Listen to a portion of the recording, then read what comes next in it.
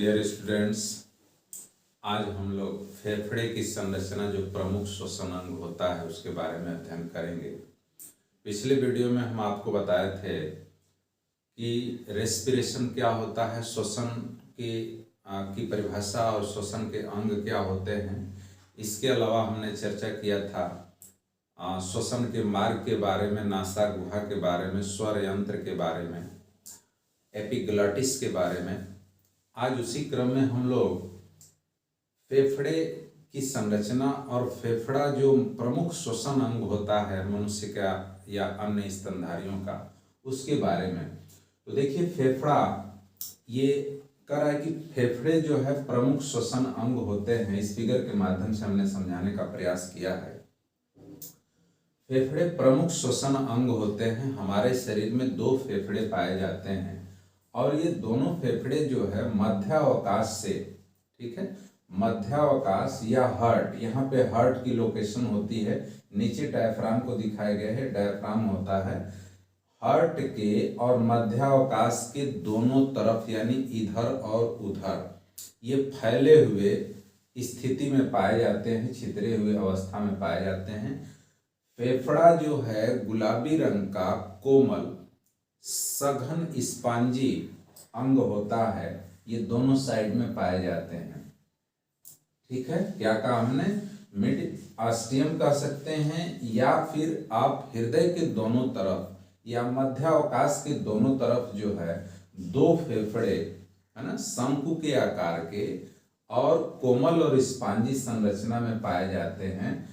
फुफ्फुस आवरणी से घिरे हुए, फुफ्फुस आवरणी से घिरे हुए ये दोनों फेफड़े जो है वो दोनों साइड में लोकेटेड होते हैं, स्थित होते हैं। दूसरी बात ये कह रहा है कि ये श्वास नली ऊपर की तरफ दिखाया गया है। यहाँ पे एपिग्लॉटिस होता है। एपिग्लॉटिस का हमने कार्य बताया था, घाटी ढापन का कार्य होता है कि जब भोजन को निगलते हैं उस समय श्वास नली को निगलते समय श्वास नली को बंद कर देता है। ये लैरिंग्स है। लैरिंग्स जो स्वर यंत्र हमने बताया था, स्वर यंत्र के बारे में। इसके नीचे ये ट्रैकिया है, ये आपका ट्रैकिया जा रहा है। श्वास नली दो श्वसनिकाओं में बंट जाता है और दोनों फेफड़ों में चला जाता है। इसके बाद इसका शाखान्वयन होता है, आगे श्वास नली का शाखान्वयन होता है और वो इस फिगर में अभी हम आगे आपको चर्चा करेंगे। साथ ही साथ ये कह रहा है कि जो फुफ्फुस आवरणी होती है उसमें दो तरह के झिल्ली या दो तरह के आवरण पाए जाते हैं। एक होता है प्लूरल मेम्ब्रेन। क्या कहा हमने? जो फुफ्फुस आवरणी होती है उसमें दो तरह की जो प्लूरा होती है, उसमें दो तरह की झिल्ली पाई जाती है। एक प्लूरल मेम्ब्रेन होती है और एक विसरल मेम्ब्रेन होती है। क्या कहा हमने? प्लूरल मेम्ब्रेन और दूसरा विसरल मेम्ब्रेन। जो प्लूरल मेम्ब्रेन होती है वो देह भित्ति के तरफ लगी होती है। जो प्लूरल मेम्ब्रेन होती है वो देह भित्ति के तरफ लगी होती है और जो विसरल मेम्ब्रेन होती है वो फेफड़े से लगी होती है, इस साइड में। यानी प्लूरल मेम्ब्रेन आपका देह भित्ति की तरफ और विसरल मेम्ब्रेन आपका फेफड़े की तरफ पाई जाती है। इन मेम्ब्रेन के बीच में प्लूरल गुहा पाई जाती है। क्या पाई जाती है? प्लूरल गुहा, ठीक है, बीच में। और प्लूरल गुहा में प्लूरल जो फ्लूइड होता है, जो प्लूरल तरल पाया जाता है, वो पाया जाता है। साथ ही साथ कह रहा है कि ये जो प्लूरल गुहा होती है, जो प्लूरल गुहा होती है वो सत्य गुहा नहीं होती है, सत्य कैविटी नहीं होती है, बल्कि एक संभाव्य गुहा के नाम से इसको जाना जाता है। संभाव्य गुहा इसको कहा जाता है क्योंकि दोनों जो झिल्लियां होती हैं वो एक दूसरे पर फिसलती रहती हैं। रेस्पिरेशन के दौरान दोनों झिल्लियां एक दूसरे पर फिसलती रहती हैं, इसलिए एक संभाव्य गुहा का निर्माण करते हैं, ठीक है। तो इस तरह से चारों तरफ से एक आवरण के द्वारा ये आपका जो लंग्स होते हैं वो घिरे होते हैं। अब इसके बाद हम देखेंगे कि जो डायफ्राम है नीचे की तरफ, साइड में आपकी पसलियां होंगी। यहाँ पे हमने कट इन ऑफ रिब्स, यानी दोनों साइड में दिखाया है, रिब्स पाई जाती हैं। 12 जोड़ी पसलियां होती हैं मनुष्य के फेफड़े में। इस फिगर में आप देखेंगे, जो नेक्स्ट जो फिगर है दोनों फेफड़ों को, जैसे ये ट्रेकिया जो है दोनों फेफड़ों में इंटर करता है। द्वितीयक श्वसनिका जो है ट्रैकिया, ये ट्रैकिया अंदर प्रवेश करता है श्वसनिकाओं में बंट करके। कह रहा है कि जो फेफड़े के अगर स्ट्रक्चर देखेंगे, एक तो ये दायां हो गया, ये बायां हो गया, ठीक है ना।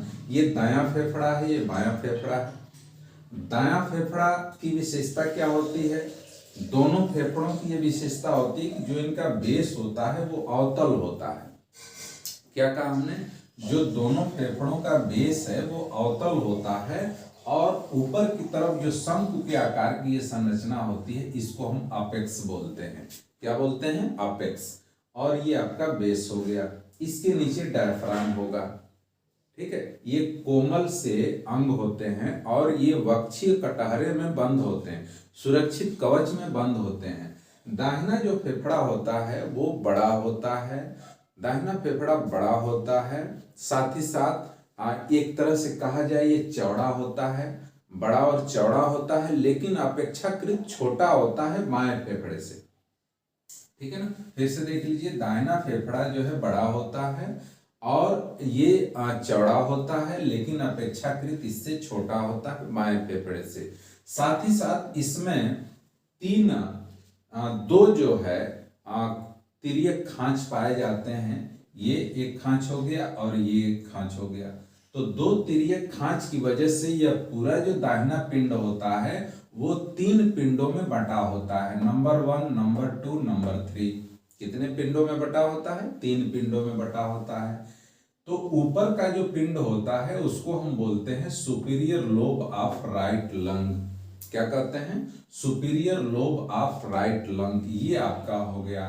फिर एक जो बीच में पिंड बनता है इसको हम बोलते हैं मिडिल। ये जो पिंड है ये middle lobe of right lung होता है। और सबसे नीचे की तरफ आपका inferior lobe of right lung, यानी 3 पिंड जो है वो दाहिने फेफड़े में बनते हैं। कितने पिंड बनते हैं? 3 पिंड दाहिने फेफड़े में बनते हैं। और एक कह रहा है कि ऑब्लिक टिश्यू, यहाँ नीचे की तरफ दिखाया गया है, ऑब्लिक टिश्यू दाहिने फेफड़े में पाया जाता है। साथ ही साथ कह रहा है कि जो बायां फेफड़ा होता है इस फेफड़े में एक ही तिर्यक खांच होती है, जिसकी वजह से यह बायां फेफड़ा जो है ये आपका सुपीरियर और इंफीरियर, ठीक है, सुपीरियर लोब हो गया और इसको बोलते हैं इंफीरियर लोब। ये इंफीरियर लोब हो गया, ठीक है। यानी एक तिर्यक खांच की वजह से यह जो है 2 पिंडों में बायां फेफड़ा बटा हुआ है, एक सुपीरियर लोब हो गया और एक इंफीरियर लोब हो गया, ठीक है। इसके अलावा कार्डियक नाच, इस बाएं फेफड़े में ही कार्डियक नाच पाया जाता है। तो 2 लोब से बना हुआ बायां फेफड़ा होता है, अपेक्षाकृत लंबा होता है, ठीक है। अगर हम फेफड़े के स्ट्रक्चर, इंटरनल स्ट्रक्चर की बात करेंगे तो बहुत कॉम्प्लिकेटेड स्ट्रक्चर होता है। और जैसे ये श्वास नली, ये तो फेफड़े की संरचना हो गया। अब हम बात करेंगे कि कैसे जो है श्वास नली अंदर जाकर के शाखान्वित होती है, उसके बारे में हम लोग चर्चा करेंगे। ये श्वास नली जो ट्रेकिया अंदर दोनों फेफड़ों में प्रवेश करती है श्वसनिकाओं में बंट करके, तो कह रहा है कि यहां से जब अंदर प्रवेश करती है तो इस ट्रेकिया का आगे चल करके लगभग 25 बार जो है शाखान्वयन होता है, यानी 25 बार इसका बंटवारा होता है। और लास्ट में बंटवारा जब हो जाता है तो लास्ट में ये कूपिकाओं का निर्माण होता है, एलियोलाई का निर्माण होता है। ये एलियोलाई एक फेफड़े के अंदर, ये कूपिका एक फेफड़े के अंदर लगभग 15 करोड़ की संख्या में होती है। कितनी संख्या में होती हैं? 15 करोड़ की संख्या में होती हैं। साथ ही साथ जहां पे ये देखिए, जहां पे ये श्वसनिका जो है जैसे फेफड़े के अंदर इंटर करती है, ठीक है, तो इस एरिया को, इस क्षेत्र को जो है हम हिलस कहते हैं। क्या कहते हैं? हिलस। हिलस के थ्रू जो है ये श्वसनिका फेफड़े के अंदर प्रवेश करती है और हिलस के थ्रू ही, हिलस के द्वारा ही लसिका वाहिनी, रुधिर वाहिनी, तंत्रिकाएं भी इसी के रास्ते से, इसी क्षेत्र से होकर के अंदर प्रवेश करती हैं। तो इस फिगर में आप देखेंगे कैसे ब्रांचिंग हुआ है। ये प्राइमरी ब्रांकस आ रही है। ये प्राइमरी ब्रांकस जो है हमने कहा कि 25 बार शाखान्वयन होता है, 24-25 बार शाखान्वयन होता है, तब लास्ट में एलियोलाई या कूपिका बनती है। ये प्राइमरी ब्रांकस आगे जब बढ़ती है, ये हिलस क्षेत्र है, इसी के थ्रू जो है ये अंदर लंग्स से फेफड़े के अंदर प्रवेश करती है, तो ये सेकेंडरी ब्रांकस में डिवाइड होती है। इस ब्रांकस में, ये सेकेंडरी ब्रांकस में डिवाइड होती है। फिर सेकेंडरी ब्रांकस जैसे आगे बढ़ती है तो टेरिटरी ब्रांकाई यानी तृतीयक कूपिका में डिवाइड होती है, टेरिटरी ब्रांकाई में डिवाइड होती है, बढ़ती है, इसका शाखान्वयन होता है। टेरिटरी ब्रांकाई आगे बढ़ती है तो यहाँ पे आप देखिए ये टर्मिनल है ना, ये टर्मिनल ब्रांकाई टर्मिनल ब्रांकस में बढ़ती है, इसका शाखान्वयन होता है टर्मिनल ब्रांकस में। फिर आगे ये जब डिवाइड होती है तो लोब्यूलर ब्रांकियोल में, किसमें बढ़ती है, लोब्यूलर ब्रांकियोल में। लोब्यूलर ब्रांकियोल आगे डिवाइड होता है तो टर्मिनल ब्रांकियोल में बढ़ता है, यानी इसका शाखान्वयन होता है टर्मिनल ब्रांकियोल में। और टर्मिनल ब्रांकियोल जो है लास्ट में ये एलियोलाई में, या कह सकते हैं कि रेस्पिरेटरी ब्रांकियोल, ये जो है रेस्पिरेटरी ब्रांकियोल, ये भी है, ये भी है, ठीक है ना। तो दोनों रेस्पिरेटरी ब्रांकियोल में बढ़ते हैं, श्वसनीय कूपिकाओं में बढ़ते हैं, और लास्ट में ये रेस्पिरेटरी ब्रांकियोल जो होता है एलियोलर डक्ट के थ्रू एलियोलाई में बंट जाता है। यानी आप देखिए यहाँ पे लास्ट में ये कूपिकाएं होती हैं, इन कूपिकाओं में इनका शाखान्वयन हो जाता है। तो अगर हम देखेंगे तो फेफड़े के अंदर जो ट्रेकिया है उसका एक वंश वृक्ष बनता है। क्या बनता है, वंश वृक्ष बनता है। और एक शाखान्वयन के बाद जो है 25 बार शाखान्वयन होता है तो लास्ट में 15 करोड़ कूपिकाएं जो है वो बनती हैं, और एक वंश वृक्ष के थ्रू ये काम करता है, ठीक है। तो हम ट्रेकिया को जो है वृक्ष का तना मान सकते हैं, और फिर आगे उसका शाखान्वयन होता है। कह रहा है कि जो अंदर की संरचना है उसको हम दो क्षेत्रों में बांट सकते हैं। एक क्षेत्र आपका वायु संचालन क्षेत्र होता है, एक क्षेत्र हमने क्या कहा, वायु संचालन क्षेत्र, वायु संचालन क्षेत्र, और दूसरा है श्वसन क्षेत्र। दो क्षेत्रों में बंटवारा हो जाता है, जिसमें कि कह रहा है कि वायु संचालन क्षेत्र में 18 बार शाखान्वयन होता है, और श्वसन क्षेत्र में जो है 6 से 7 बार शाखान्वयन होता है, बंटवारा होता है। तो वायु संचालन क्षेत्र और श्वसन क्षेत्र। वायु संचालन क्षेत्र का काम क्या होता है कि भाई एयर को पास आउट कराना। वायु संचालन का काम यही है कि बंटवारा हो जाता है और फिर जो हवा है, जो एयर है, वो पास आउट हो, आसानी से पहुंच सके। और दूसरा जो श्वसन क्षेत्र होता है, श्वसन क्षेत्र का कार्य होता है कि यहाँ पे रेस्पिरेशन की क्रिया होती है, अर्थात कूपिकाओं के तहत कूपिका के अंदर भी अंदर की संरचना आप देखेंगे तो वहाँ भी संयोजी ऊतक पाए जाते हैं, संयोजी ऊतकों से इसका स्ट्रक्चर बना होता है। तो इस तरह से कह रहा है कि जो ब्रांचिंग होती है बहुत कॉम्प्लिकेटेड होता है, और लास्ट में 15 करोड़ कूपिकाएं बनती हैं, और हर लंग्स के अंदर ये कूपिकाएं 15 करोड़ की संख्या में पाई जाती हैं। अब हम बात करेंगे कि कूपिका के अंदर है ना जो एलियोलाई है, अगर उसका हम स्ट्रक्चर देखेंगे तो एलियोलाई की जो संरचना होती है, उस एलियोलाई में जैसे यहाँ पे किस तरह से श्वसन की क्रिया होती है या गैसेस एक्सचेंज होता है, उसको हम समझने का प्रयास करेंगे। ये आपका एक सपोज करिए कि एक एलियोलाई है, ये ठीक है, ये कूपिका है,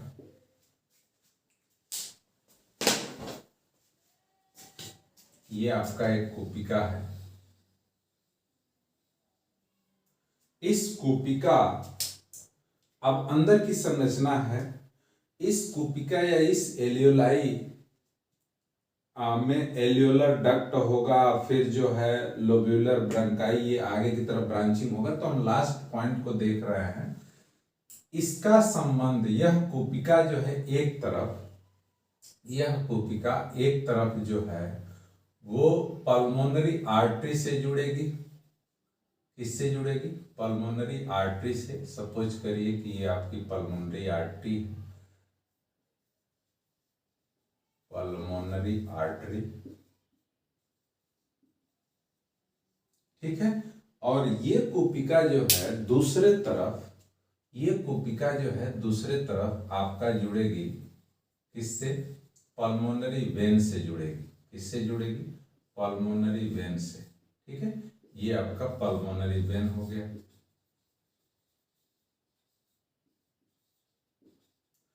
तो एक कुपिका जो है एक तरफ पल्मोनरी आर्टरी से जुड़ती है और दूसरे तरफ पल्मोनरी वेन से जुड़ती है। आपको मालूम है कि पल्मोनरी वेन जो होती है वो ऑक्सीजनेटेड ब्लड को कैरी करती है और पल्मोनरी आर्टरी जो है डीऑक्सीजनेटेड ब्लड को कैरी करती है। तो कुपिका का कार्य क्या होता है? कुपिका में जो बाहर की ली हुई ऑक्सीजन जब पहुंचती है तो उस ऑक्सीजन को ब्लड में पहुंचाना होता है, अर्थात यह ऑक्सीजन ब्लड में जाएगी और ब्लड से जो CO2 है वो कुपिका में आएगी। तो यहीं पे गैसेस एक्सचेंज होता है, ठीक है। क्या होता है? गैसेस एक्सचेंज होता है।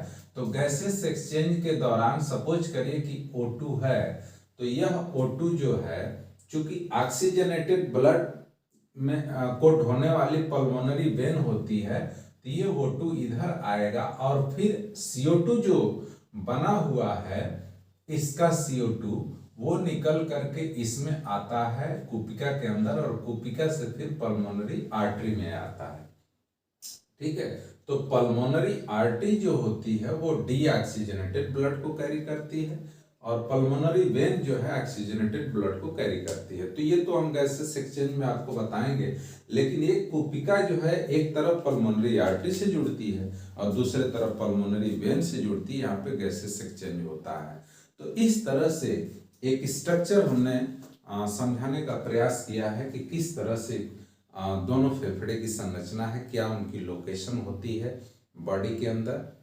तो इसे आप तैयार कर लेंगे, ध्यान से इसको तैयार करेंगे ताकि आने वाले समय में जो है आगे इन सारे स्ट्रक्चर्स का रोल है, किस तरह से हम रेस्पिरेशन के तहत इनका यूज करते हैं। तो इसको आप तैयार कर लेंगे। आगे हम फिर आपको बताएंगे कि मैकेनिज्म ऑफ रेस्पिरेशन, ठीक है। हमारे ख्याल से समझ में आ गया होगा मैकेनिज्म ऑफ रेस्पिरेशन। अगर आपको ये वीडियो पसंद आती है तो लाइक करें, शेयर करें, सब्सक्राइब करें। नेक्स्ट मैकेनिज्म ऑफ रेस्पिरेशन पर अच्छा से अच्छा वीडियो लेकर आएंगे। तब तक के लिए थैंक्स फॉर ऑल।